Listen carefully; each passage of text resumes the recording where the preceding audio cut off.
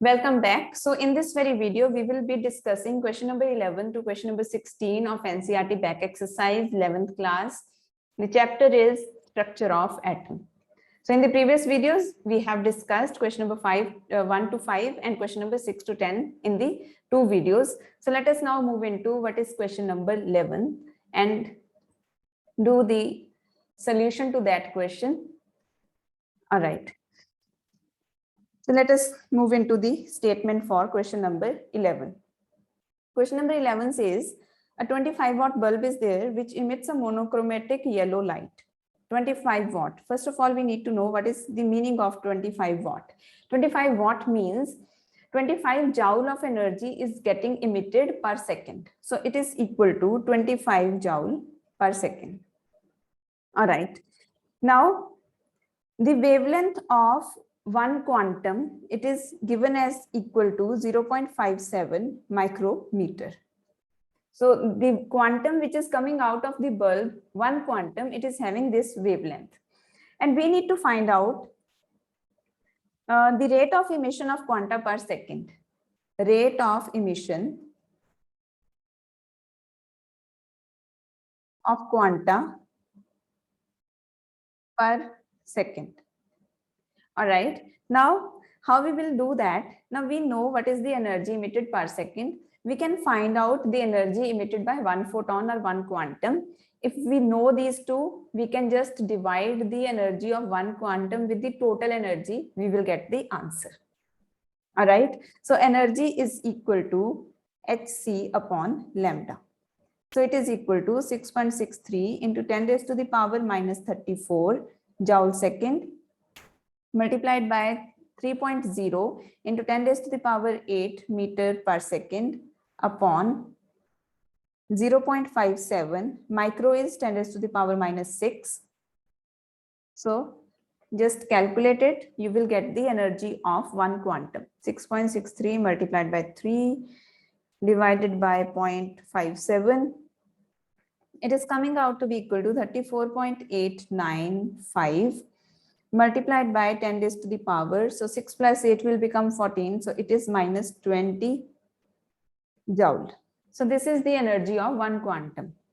So number of quanta emitted per second, or you can say rate of quanta emitted per second, it will be equal to total energy emitted upon energy of one quantum.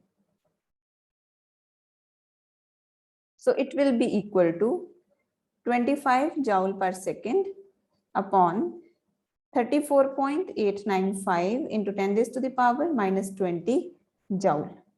So this is coming out to be equal to 25 divided by 34.895.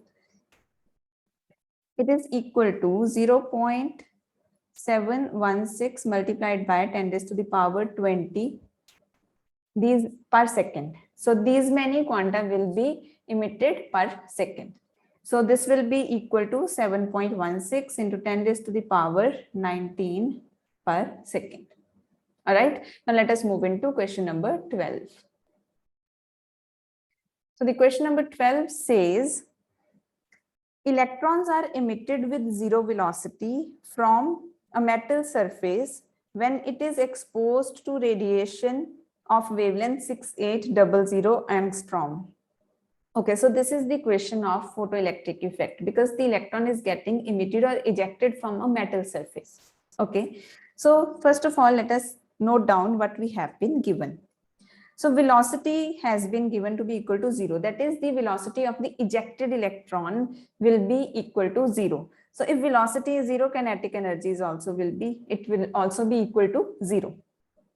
Okay, so the wavelength that has been radiated upon the metal surface, it is equal to 6800 angstrom, or we can say 6800 into 10 raised to the power minus 10 meter. All right. Okay. Calculate the threshold frequency. We need to find out what is nu naught. threshold frequency, and we need to find out what is the work function, that is W naught. Now nu naught, that is the threshold frequency, it is the minimum frequency that is required to eject the electron from the metal surface during photoelectric effect. Threshold, this work function, it is the minimum energy required to remove the outermost electron from metal surface when during photoelectric effect.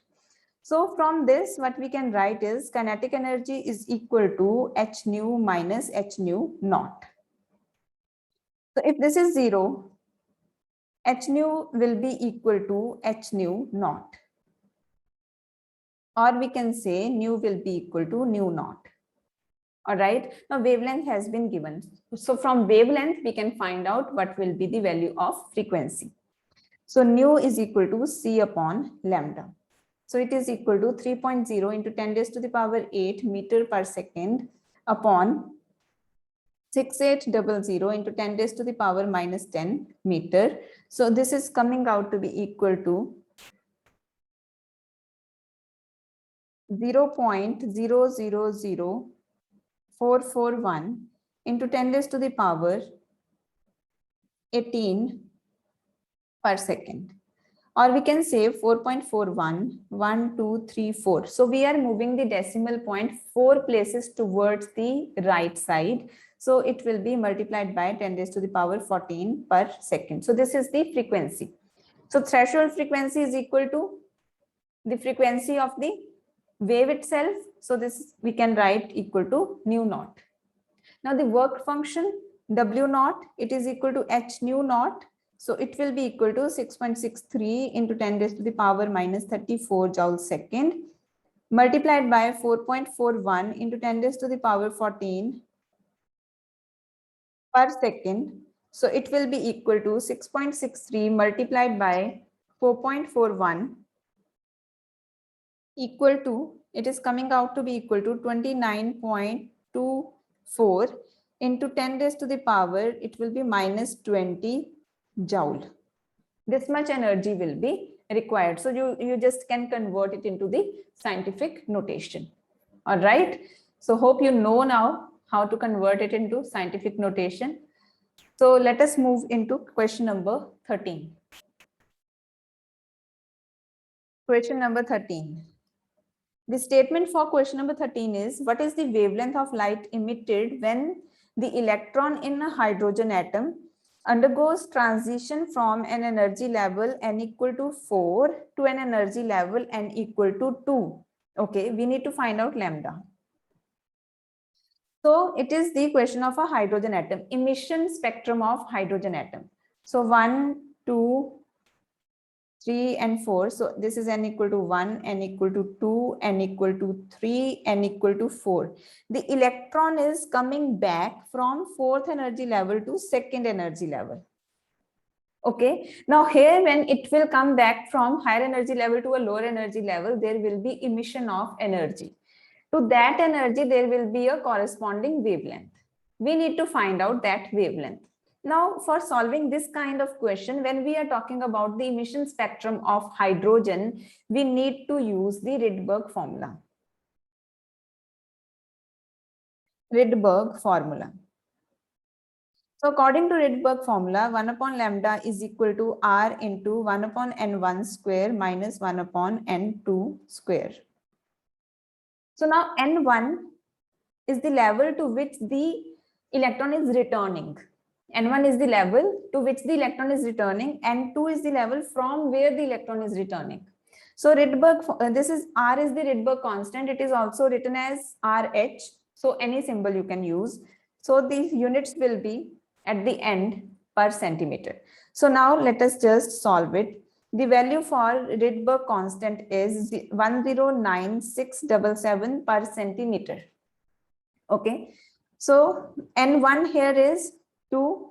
So 2 square minus 1 upon 4 square per centimeter. So it will be equal to 109677 into 1 upon 4 minus 1 upon 16 per centimeter.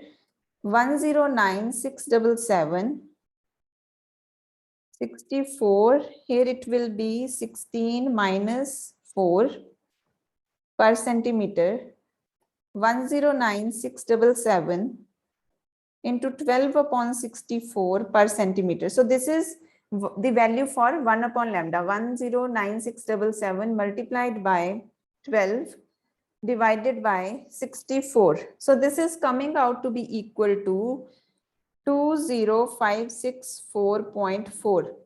Now this is lambda inverse. Okay, we need to find out lambda. So 1 upon lambda is coming out to be 20564.4 per centimeter. So lambda will be equal to 1 upon 20564.4 centimeter. So it will be equal to 1 divided by 20564.4.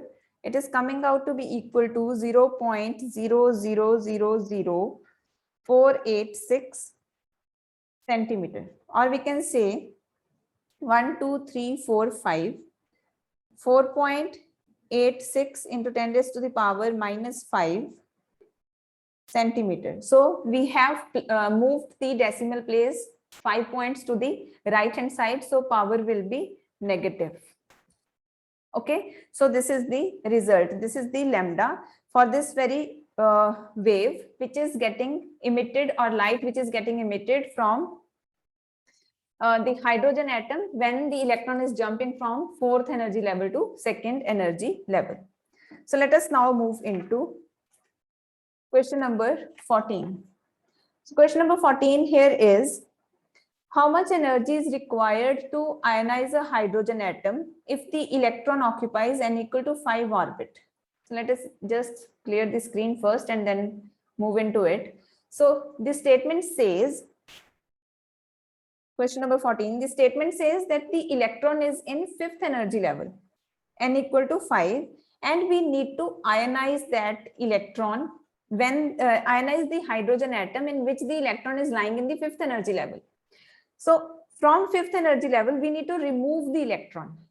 Okay, so the final n will be infinity because we are removing the electron. Now it is at the other level, that is, it is not inside the hydrogen atom, it is outside the hydrogen atom. So then we say that it is going to the infinite level.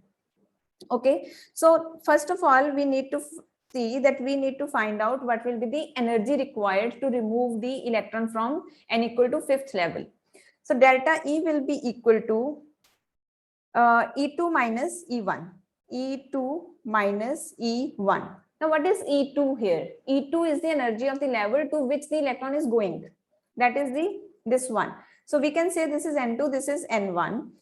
So we can just write, according to Bohr, the energy of nth level of nth level in hydrogen atom of an electron, it is equal to energy of an electron in nth level of hydrogen atom. It is given as equal to 21.8 into 10 raised to the power minus 19 joule per atom upon n square.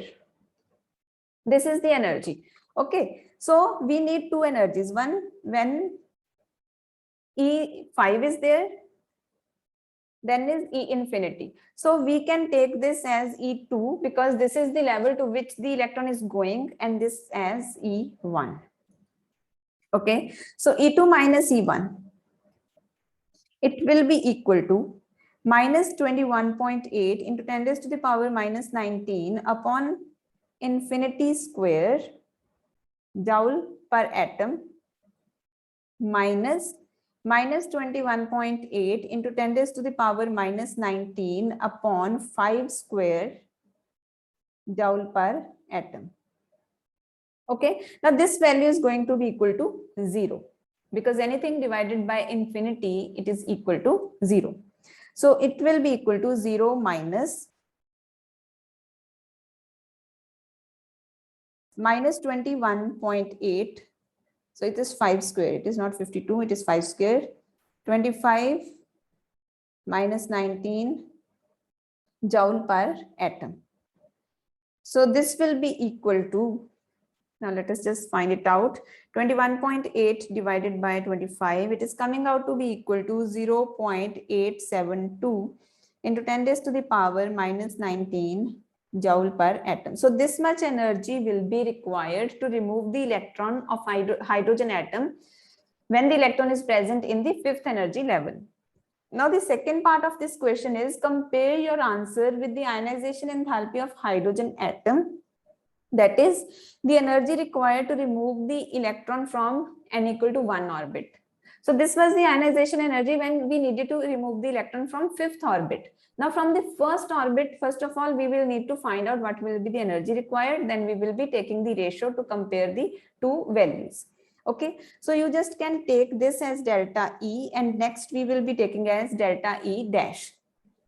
Okay, so we can now write delta E is equal to E2 minus E1. E2 is the level to which the electron has gone, that is out of the hydrogen atom. So again, it will be having the term infinity square. So this will be the same term in this case also. So we can just write 0.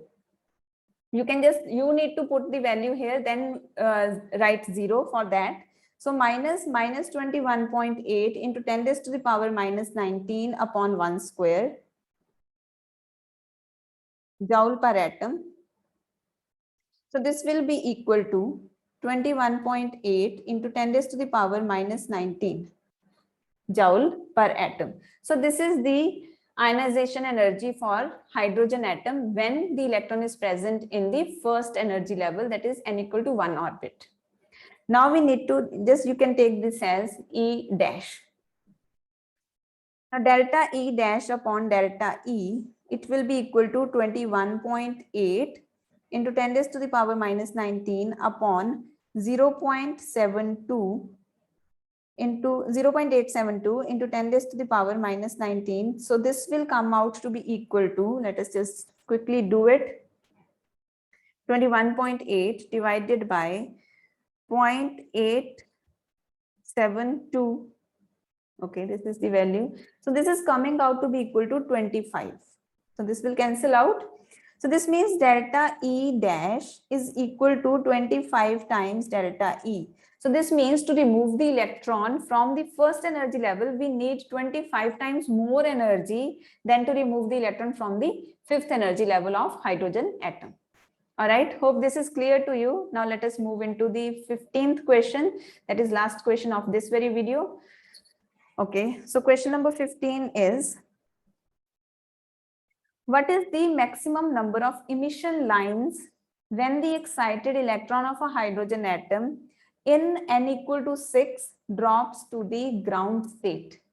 Okay, so it is in n equal to 6 and it needs to come back to n equal to 1. We need to find out how many lines will be obtained in this spectrum when the electron will be coming back from n equal to 6 to n equal to 1. So for that, the formula is n2 minus n1. So you just can write number of lines formed. I just will write it for you. Okay, so upon 2. So this is the number of lines or number of emission lines when electron in a hydrogen atom jumps from higher energy level N2 to lower energy level N1.